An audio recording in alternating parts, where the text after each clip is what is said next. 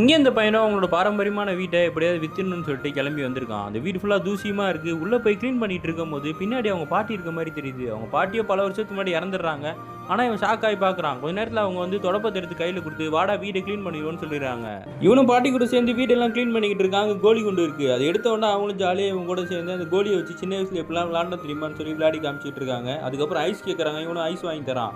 பேசிக்கிட்டே இருக்கும்போது அவங்க சொல்றாங்க, நான் உன்னை ரொம்ப மிஸ் பண்ணுறேன் நான். இவனும் சொல்கிறான், ஆமாம் பாட்டி நான் உங்களை மிஸ் பண்ணுறேன்னு சொல்லி. அப்போ பாட்டி சொல்கிறாங்க, எனக்காக ஒன்றே ஒன்று பண்ணுறா, என்னோட நினைவோட நீ வாழணும், அதை மறந்துடாது என்றைக்குமே அப்படின்னு சொல்லி. வேறு எதாவது உங்களுக்கு வேணுமா பாட்டின்னு கேட்டால், இந்த வீடை எல்லாருமே மறந்துட்டீங்கடா. ஒரு காலத்தில் எப்படி வீடே நிறைஞ்சிருந்தது, இப்போ யாருமே வரதில்லை.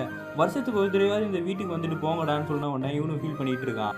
கொஞ்ச நேரத்தில் இந்த பையன் கிச்சனுக்குள்ளே போனவன் அவங்க பாட்டியோட இனிப்பு டப்பாவை பார்த்துட்டு, பாட்டி இங்கே தான் இனிப்பு இருக்குன்னு சுற்றி முற்றி தேடிக்கிட்டு இருக்கான். அவங்க பாட்டி காணோம். அவங்களோட ஆன்மா அங்கேருந்து மறைஞ்சு போச்சு போல இருக்குது. இவன் அப்போ தான் புரிஞ்சுக்கிறான், நம்ம பாட்டியோட உயிர் இன்னும் இங்கே தான் இருக்குது. நம்ம இந்த வீட்டை விற்கக்கூடாது, அவங்க ஞாபகார்த்தமாக இது இங்கே இருக்கட்டும்னு சொல்லிட்டு அவனை கூட்டிகிட்டு கிளம்புறான்.